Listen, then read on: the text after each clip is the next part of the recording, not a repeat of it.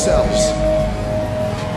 All your hate, all your anger, everything that is black and loathsome that dwells inside of you, I want you to pour that into me. I want you to pour that into me.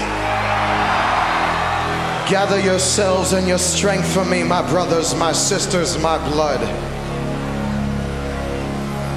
and shout.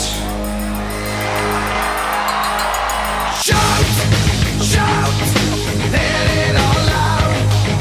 These are the things I can do without. Come on, I'm talking to you, so come on. Shout, shout, let it all out. These are the things I can do without.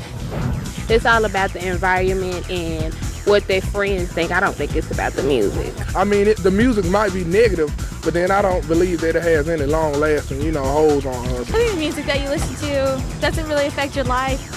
It's pretty trivial, Like, not like, go out there and do what they tell me to do. They're not, enforcing anything on you. They're just saying how they believe. Because they're just doing their life as long as you keep living your life and just listen to the music. That's all it is. Listen and hearing it. You ain't got to do what they do. It's just music, I believe that.